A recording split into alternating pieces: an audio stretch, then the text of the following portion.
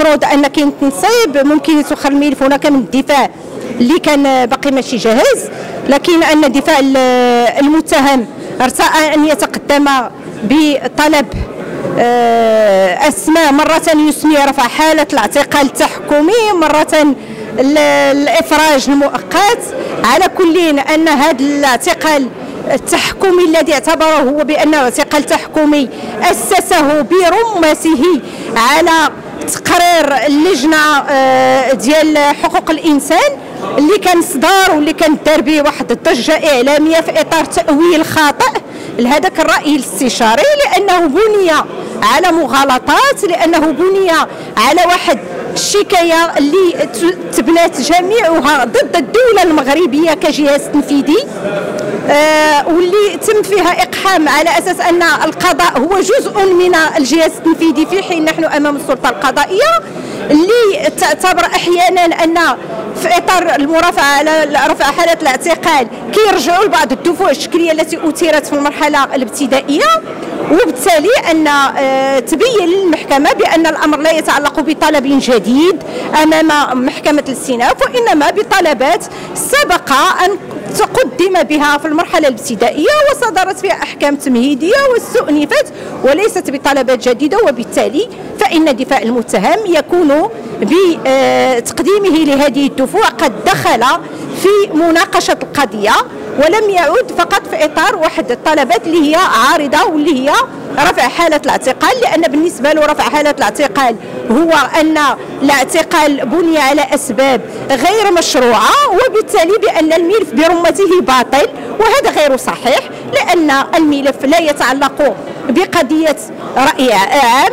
لا يتعلق بقضيه راي صحفي، لا يتعلق بقضيه ضد الدوله المغربيه هي طرف فيها، وانما يتعلق بقضايا تتعلق بجرائم خطيره، جرائم الاتجار في البشر اللي فيها ضحايا متعددات، 11 ضحيه،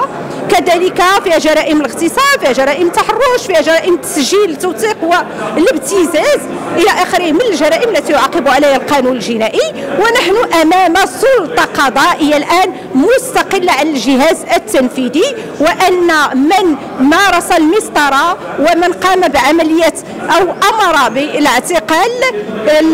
يعني الاحتياطي كانت هو السلطه القضائيه للنيابه العامه جزء منها، وان الملف ادرج في المرحله الابتدائيه، وكما تتبعت معنا وتتبع الراي العام الوطني ان المسار الذي اخذه الملف، الدفوع التي تقدم بها، الاستقواء بدول اجنبيه، الاستقواء منظمات دوليه، الاستقواء كذلك بدفاع اجنبي،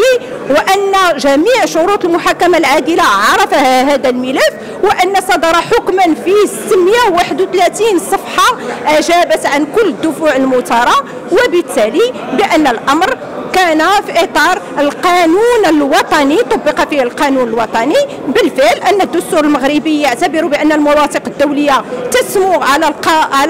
يعني القانون الوطني، وان هذه المواثيق الدوليه احترمت في هذه المحاكمه. والان اعتبر دفاع المتهم بان التقرير الاستشاري للجنه حقوق الانسان انه واحد السند اللي كيروج به لواحد مجموعه المغالطات، مع العلم ان هذاك التقرير في حد ذاته يعتمد ويقول بان حسب المصدر الذي تقدم بالشكايه، بمعنى الشكايه المقدمه الى اللجنه كانت بناء على مغالطات، والراي بني على مغالطات، وفي جميع الاحوال هو تيبقى مجرد راي استشاري ليس الا غير ملزم لا للقضاء ولا للدوله المغربيه. هذا كل ما رجا اليوم. المحكمه قررت في الاخير تاجيل القضيه بعد مرافعه مستفيضه وقانونيه وحقوقيه للنيابه العامه، تاجيل القضيه لجلسه 26/4 باش يعقب كذلك دفاع المطالبات بالحق المدني